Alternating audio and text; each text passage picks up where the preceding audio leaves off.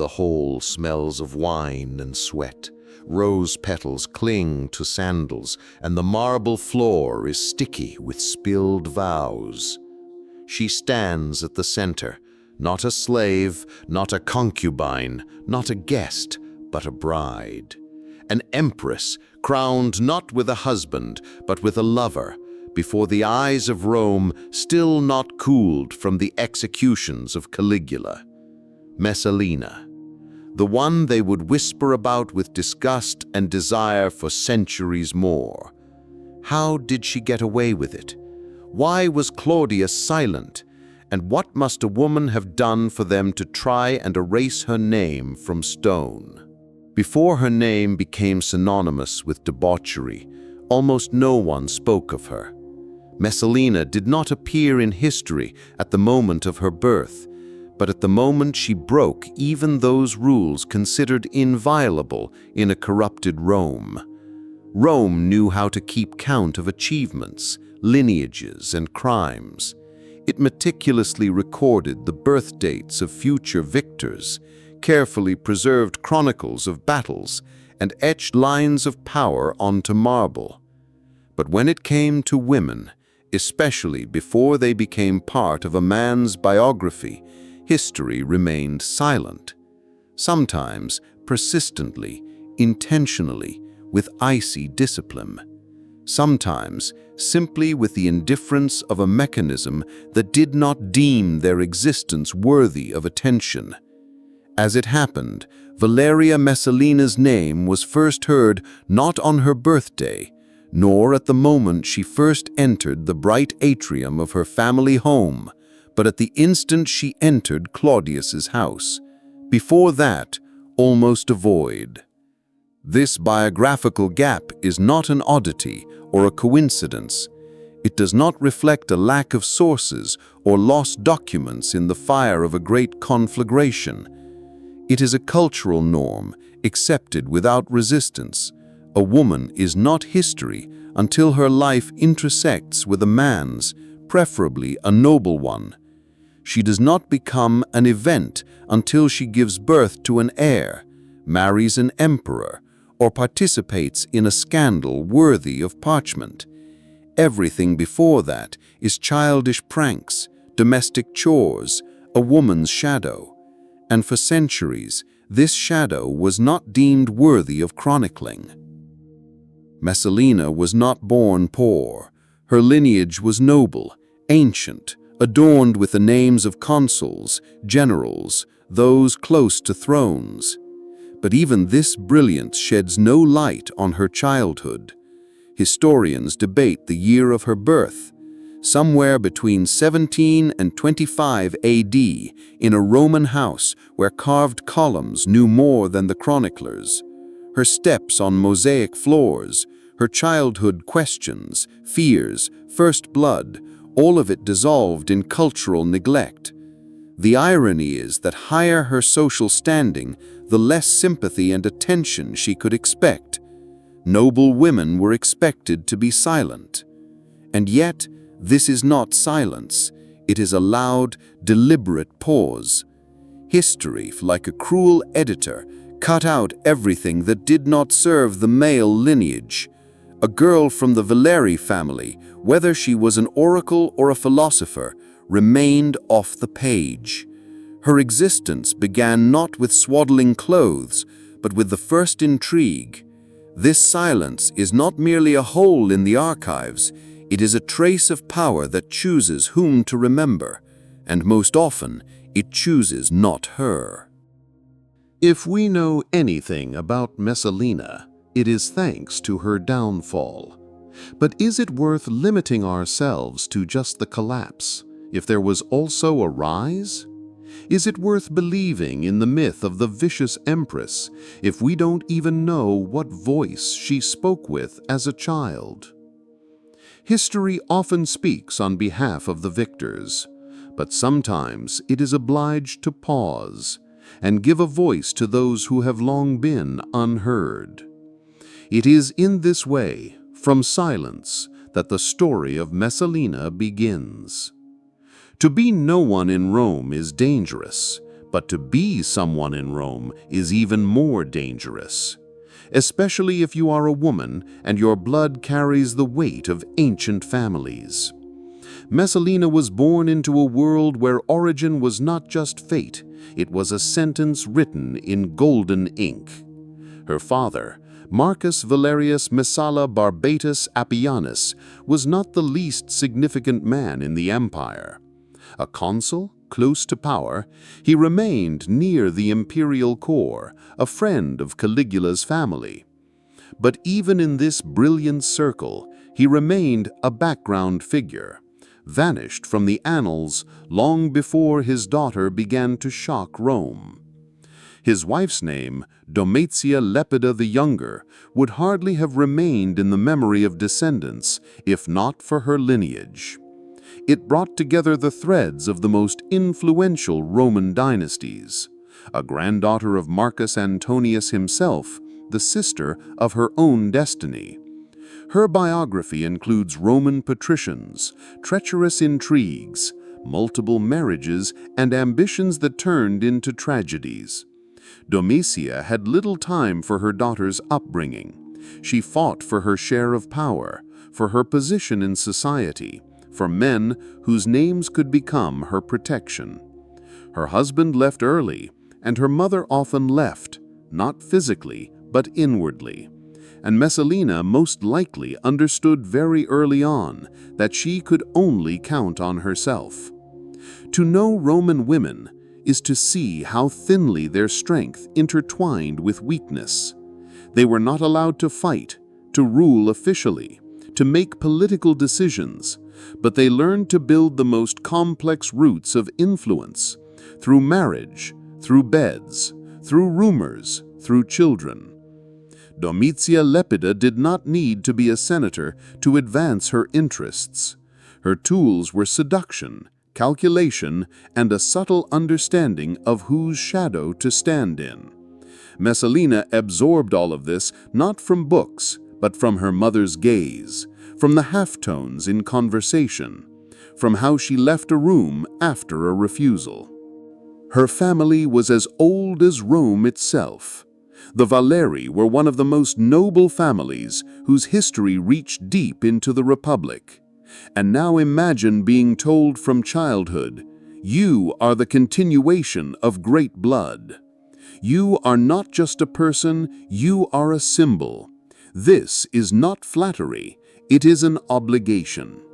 Especially if you are a girl and your fate is decided not by a sword, but by a well-chosen alliance. This is approximately what happened. When Messalina turned 14, she was married off to a man who could have been her grandfather. He was Tiberius Claudius Drusus, the future emperor, and at that time simply Caligula's uncle. He was 48 years old, and this, alas, caused no shock or protest in Rome. This marked the beginning of her official life. The ceremony, the wreath, the cold gaze of her future husband, and the subtle approval of the Senate. At 14, a girl. At 15, the mistress of the house. At 20, an empress. But before all of this, she was simply a link in a dynastic chain, a figure playing her role in political games, and an important detail in a strategy. History does not record what Messalina felt after the wedding ceremony. There are no traces of her thoughts when she first entered Claudius's house. The scents that filled her room, the whispers that accompanied her daily life, all have been lost to time. All of this vanished into the shadow of her early years. But within that shadow, the figure of the woman whom Rome would later call ruthless began to take shape. Not because she was a monster, but because she dared to be more than a passive part of a male-dominated political world. Rome under Caligula resembled the ship without a helmsman, sailing through a storm of excess and fear. The day began with worship of the mad emperor's statue and ended with feasts where servants collapsed from exhaustion while the patricians lost themselves in revelry. A young person in this environment had to either remain indifferent or learn to smile while morality crumbled around them. Messalina chose the latter. She did not resist, she observed. And, like all wise children in a house where adults were losing their minds to power, she learned that power doesn't always follow strict rules. Power is reflected in posture, gaze, gesture, and in the ability to anticipate what others desire. At Caligula's court, Messalina became quickly popular. On the surface, this might seem harmless, almost childlike. But in the Roman context, popularity meant something entirely different. It meant you were noticed. Your name was no longer spoken in whispers, it attracted attention. You became an object of interest and thus gained the opportunity to influence others. Caligula, obsessed with his own divinity, hosted festivals that could easily be mistaken for a scene from a tragedy. Wine flowed like rivers, social norms were forgotten, and masks seemed to fuse directly onto faces. In this chaos and splendor, Messalina moved like a fish in a sun-warmed pond. Some ancient authors claimed her love for a vibrant life appeared even before the court. Perhaps so, but a more plausible explanation is that it was precisely these endless feasts and the politically uncertain mornings that followed that forged in her the strategic toughness that would later shock Rome. Messalina realized that social influence could be a powerful tool. The ability to navigate high society is a form of leverage, and a woman who masters the art of self-presentation can influence events as much as a general. But a world built on the whim of one man cannot be eternal. Caligula called himself a god too loudly, laughed at the Senate too often, allowed himself too much in the eyes of those who knew how to wait. In 41 AD, he was eliminated by conspirators, swiftly, as if a knife had slipped through silk. And in his place, after a short pause and an almost anecdotal scene in which Claudius was found hiding behind a curtain, he was called. He, the surviving uncle, not young, clumsy, with speech impediments and strange facial expressions, became the new emperor. Rome buzzed, but Rome obeyed. And Messalina, the same girl who was married off to an old man at 14, now found herself at the pinnacle. Empress, mistress of the world. And although officially power belonged to her husband, the entire court already understood a woman stood beside him now, impossible to ignore. One who knew how Rome played and was ready to make bets.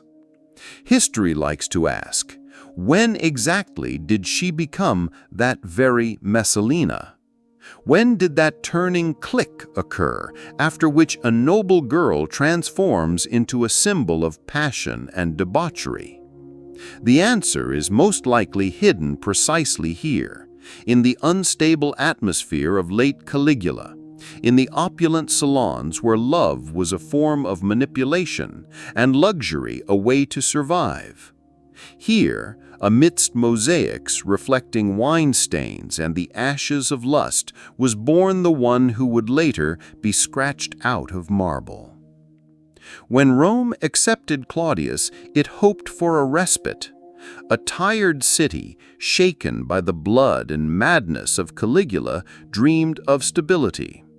And at first it seemed that this unremarkable, slightly stooped man with slow speech and innate awkwardness would bring it. He was no hero, he inspired no fear, he did not claim divinity, he simply ruled.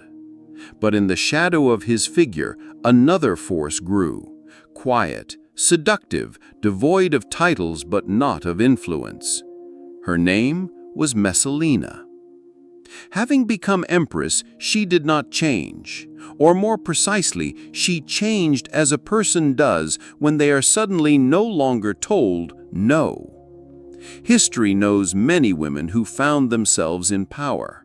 But Messalina wielded this power without attempting to disguise it. She did not hide behind concern for her children, nor did she play the role of a modest wife. She used her position like a child given a toy store, only instead of toys were people. Instead of games, life and death. They say she bore Claudius a son and a daughter, and having fulfilled her marital quota, she felt liberated. Her motherhood did not soften her, it became a shield. Now she could do whatever she wanted, and it would all be paid for from the imperial treasury. Her desires became commands, her fantasies events of state importance.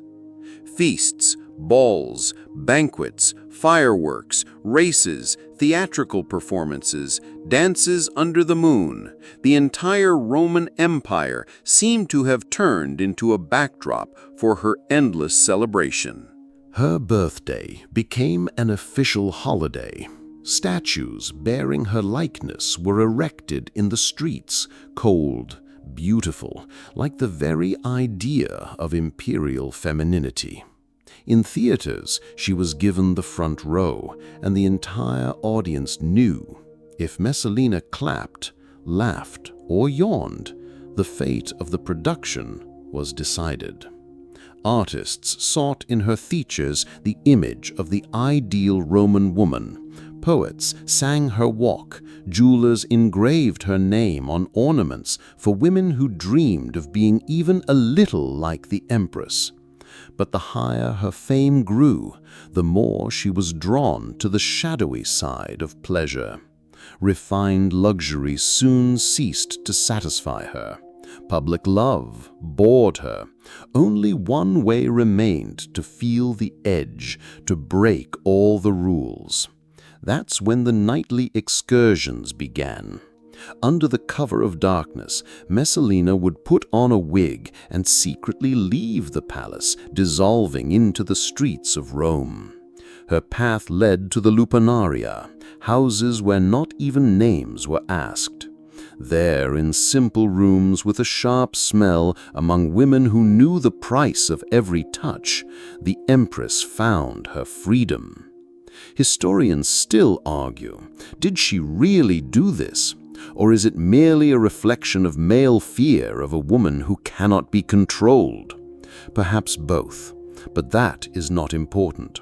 What is important is that even the rumor of her nocturnal escapades did not shock Rome as much as her open power. Men at court could amuse themselves with concubines, have harems, play with the fates of slaves, and no one would flinch. But when a woman did it, and an empress at that, panic began, because she violated not so much morality as the very structure of power. She did the impossible. She enjoyed herself without asking permission. Thus, Messalina gradually became a symbol of anxiety, not only because of her thirst for pleasure, but also because every step she took destroyed the hierarchy. She did not await the Senate's approval. She did not need patrons. She was loved and hated, but most importantly, she was feared. And fear is always a prelude to conspiracy.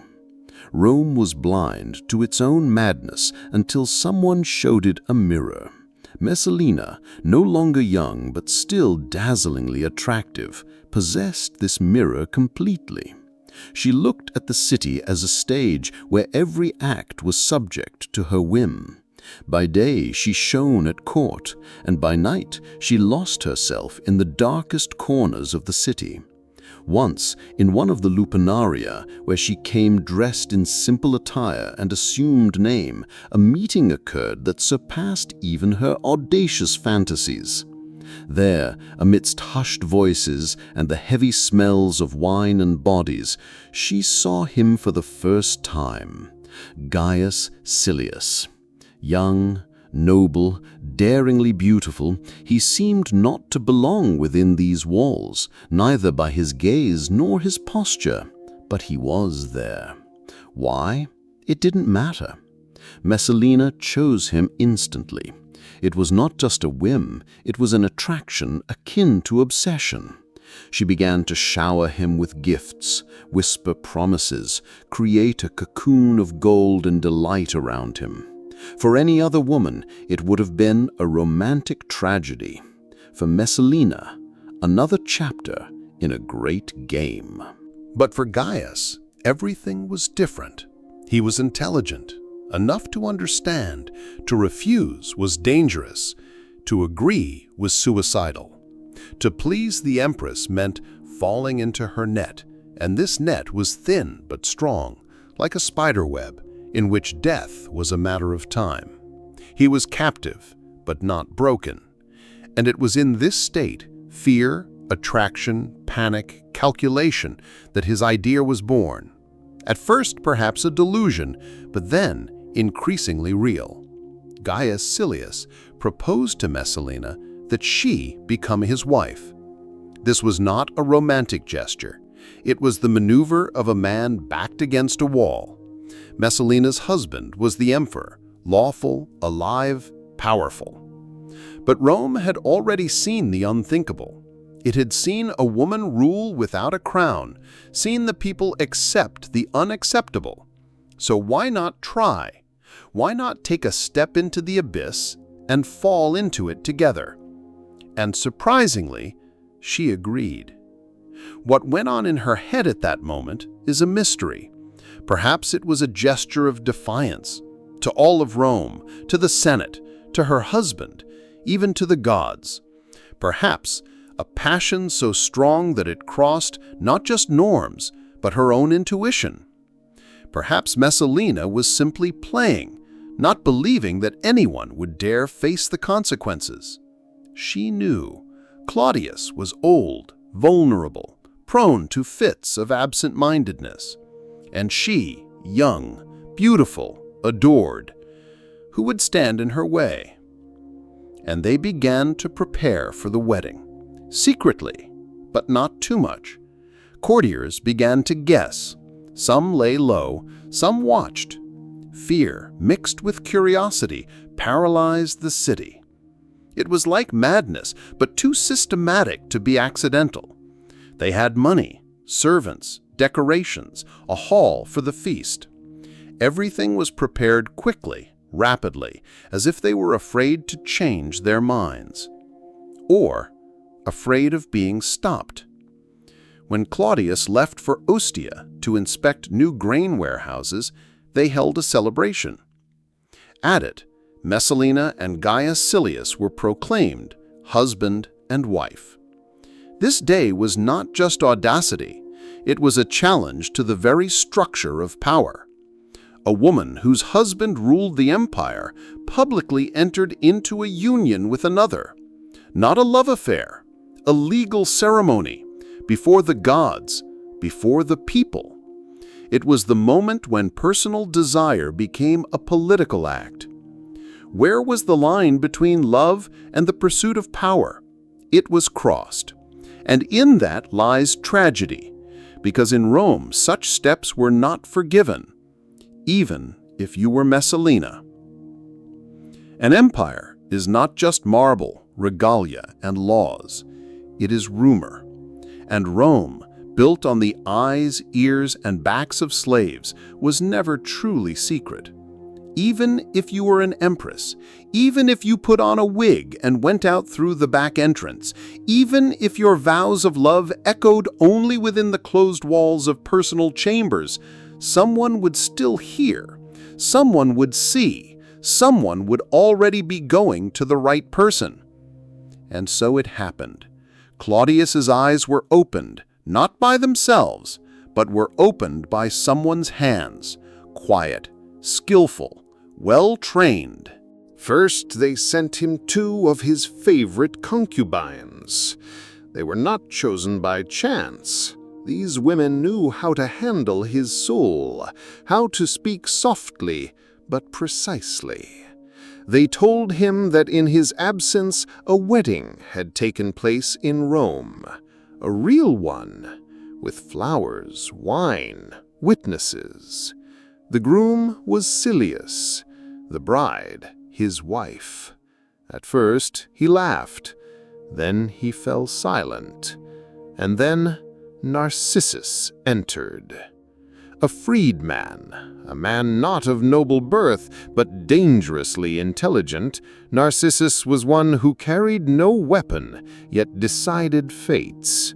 He did not simply confirm the rumor, he put an image into Claudius's ear. The picture he painted was simple.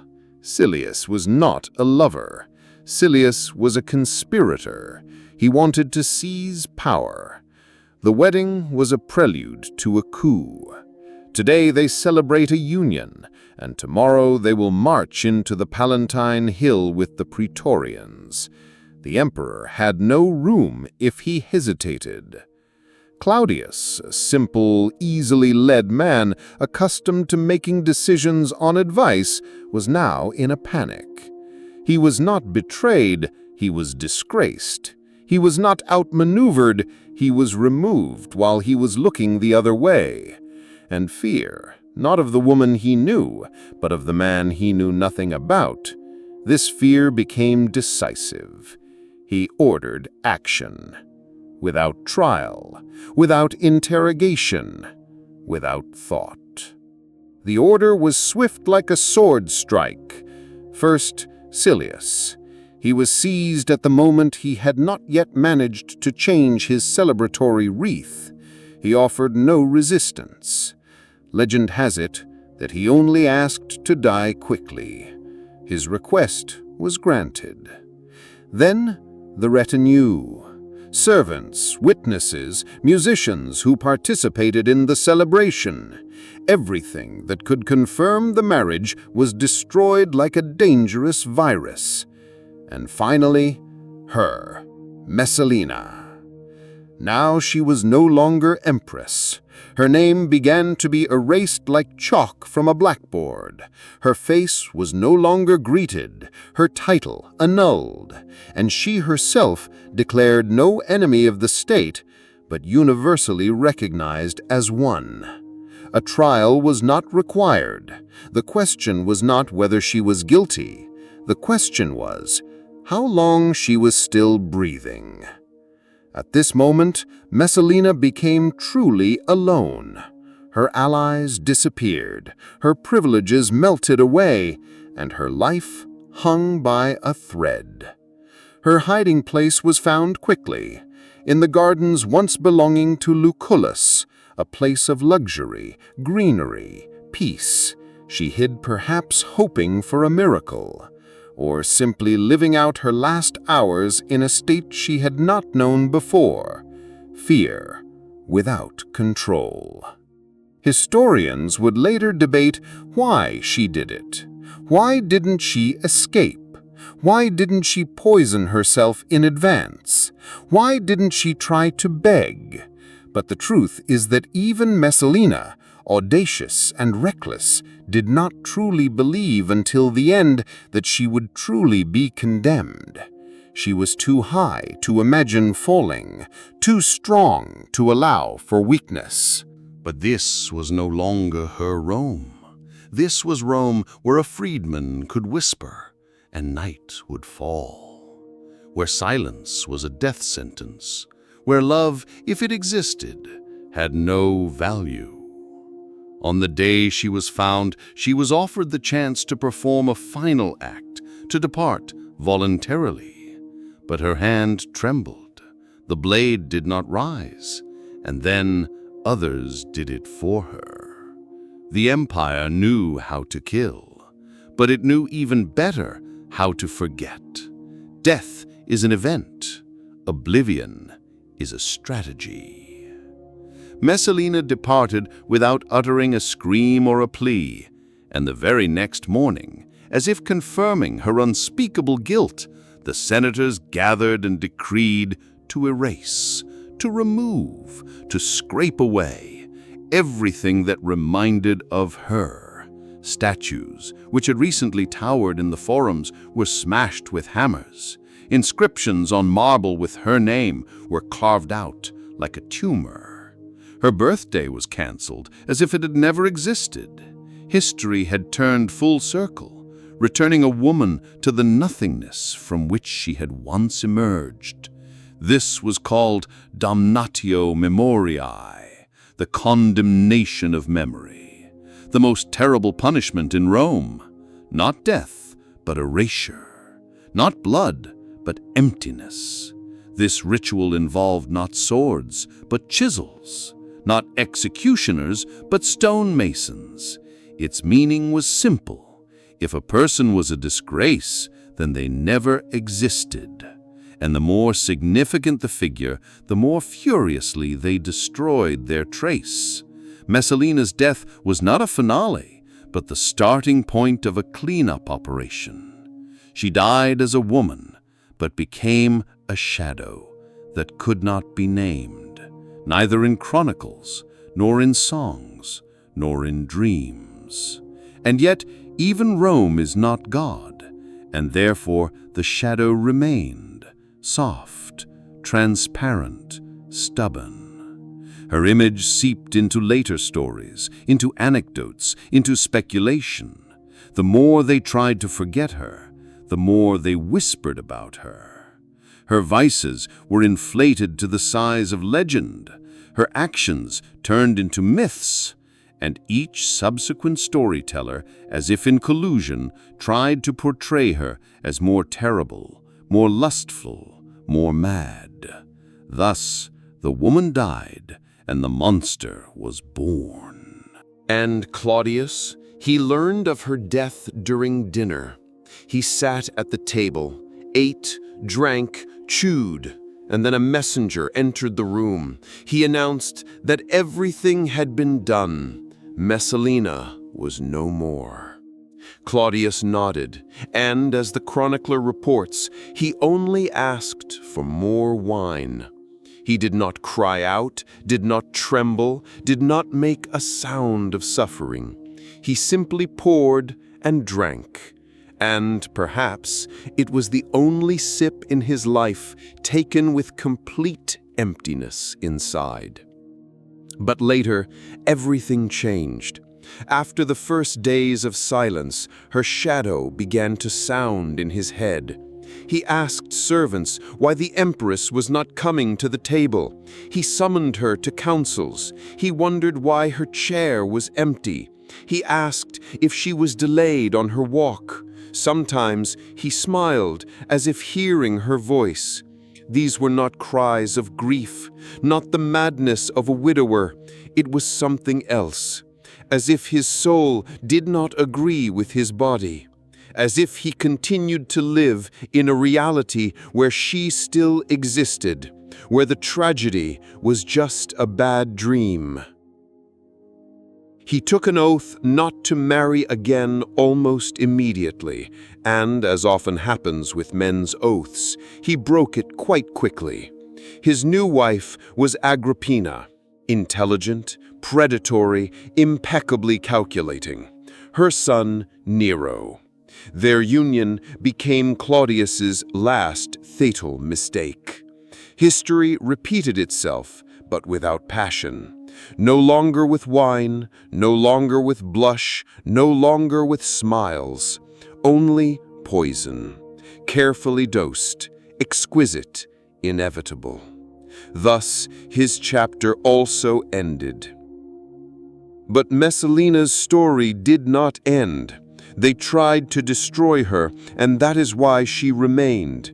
The more horror there was in her, the more truth there was. The more exaggerations, the more evident the fear of those who wrote about her. And between the lines, one can still hear the voice of a woman who did not want to be a shadow, who chose to live loudly, boldly, wrongly, not because she didn't know how else, but because no one ever asked how she wanted